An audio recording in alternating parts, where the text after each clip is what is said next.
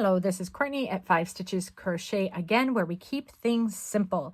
We have done so far on this little piece a chain, a single crochet row, a half double crochet row, and a double crochet row. And now we're going to do the last bit that I'm going to add on to this, which is a triple crochet row, so that you can see the difference between these stitches and be prepared to start making decisions on your own of how you want whatever piece it is that you make, which stitch will work up best for it. So just as we did 2 chains for a double crochet, we're going to do 3 chains, 1, 2, 3 chains to get the height of your triple crochet and turn. Again, just like with our double crochet row, this chain is going to give us our height, and it's also going to serve as our first triple crochet. So we're not going to go into this first stitch. We're going to go into the next one when we do our next triple crochet. Triple crochet starts getting a bit unwieldy in that we're going to do 1, 2 loops on that hook before we put it in. Now notice, we're not putting it in this hole here. With a double crochet, you end up with an extra, our double crochets that we did in the previous row, you end up with an extra kind of space there, right?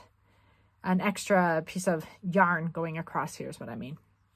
You want to put it between the double loop that looks like your chain on top and that piece of yarn underneath, that loop of yarn underneath. There are instances in which you would go under all of it, but that's going to make it gappier for you. Generally, in most things that we make, we don't want it to be gappy. So we're going to go here between these 2 pieces of thread, these 2 lines of thread. We put our hook through, we yarn over again, we hook it through, and now we have 4 loops on our hook. We're going to yarn over again, pull through 2 of them, yarn over again, pull through 2 more, yarn over again. For the grand total of 3 times, we're pulling through 2 more, and look at how tall that stitch is. Very twisty, tall treble or triple crochet, which shows up on most patterns as TR. I'm going to show that again. Yarn over once, yarn over twice. We have 3 loops on this before we even put it between these 2 pieces of yarn into this circle here, into this loop. We're going to yarn over, pull it through, yarn over, pull through 2 of those loops, yarn over, pull through 2 more, yarn over, pull through 2 more again to get your treble.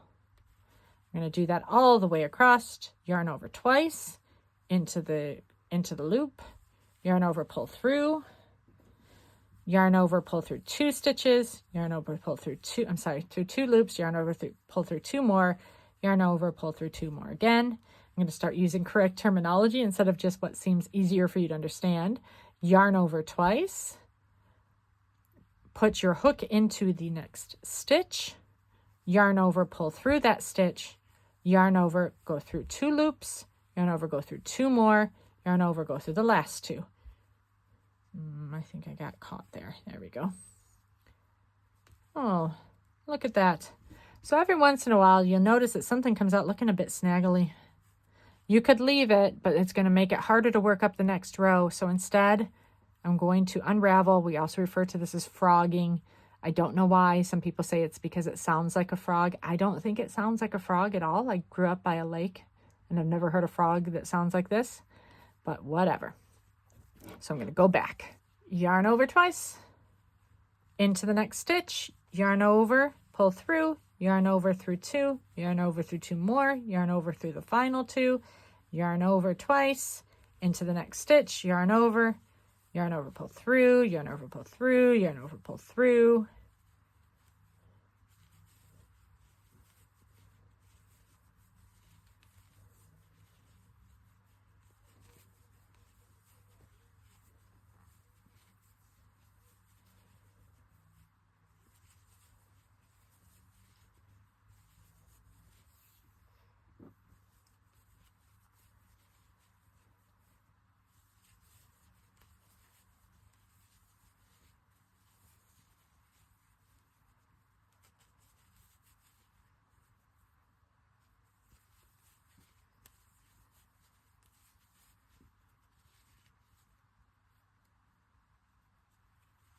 When you do that final stitch, you'll notice it's a bit more difficult to determine where to put it. I actually put it in the wrong spot that time. That's why I undid it and wanted to show you, because all of these have been, we're working into the top of those double crochets that we did in the last row.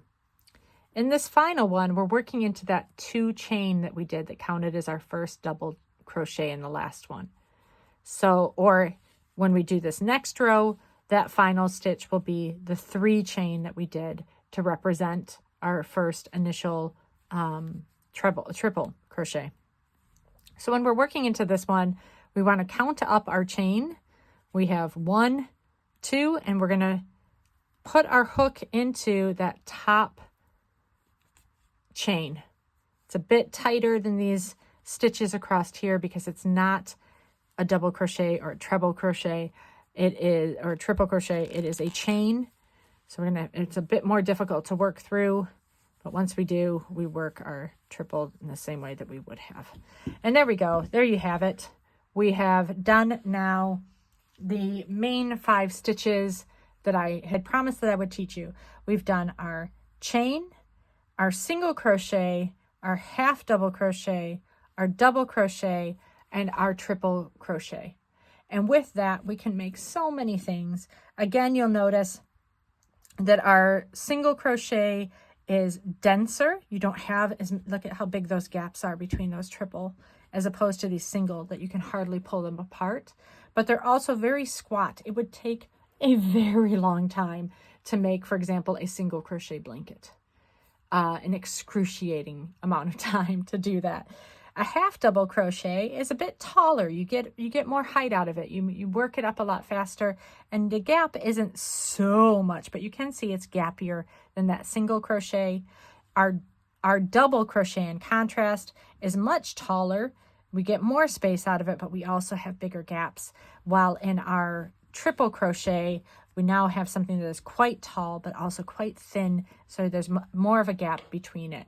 So when you're working up, when you decide how you're going to make something, you do want to bear in mind, unless you're following a pattern, you do want to bear in mind how gappy you want it to be, how dense you want it to be, and how long it's going to take you to make something. If you want to work something up really quick, then you're going to want to go with some of your taller stitches. If you want something that's very dense and possibly smaller, then you'll work with the smaller stitches. Most amigurumi, for example, the crocheted stuffed animals that people make, are made in this denser single crochet, mostly because you don't want the stuffing to come out, but also because they're smaller. So you're making a lot of stitches, but for a smaller item. If you're making a blanket, again, it would take an excruciating amount of time to make a full blanket out of single crochet. People do it. People have done it. You will find pictures on the internet, and people will post about it very proudly on Facebook, and they should be proud. It takes a lot of dedication to do that, but you can also work up a blanket a lot faster in this way. Can you follow a pattern and make a beautiful blanket? Absolutely, yes. That is what I do. Can you not follow a pattern, chain across a certain amount until you get to the width of the blanket that you would like, and then just double crochet back and forth all the way up? Absolutely. And if you get a beautiful yarn, it will look just as beautiful anyway.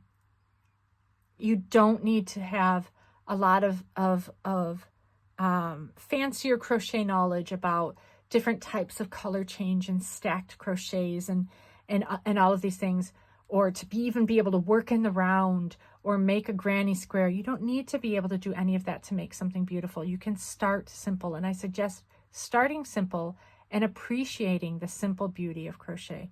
Crochet is beautiful in its simplicity.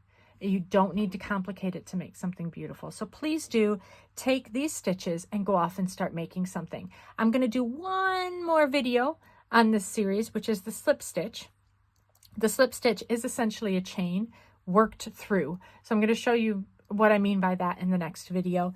In the meantime, please do get in touch if you have any questions, put some comments, like the video if you found it helpful so that I know, subscribe if you want notifications for future tutorials. Some will be based on these comments. Others I already have plans down the road for some free patterns that I'm going to put up. and do come back for the last video in this particular series.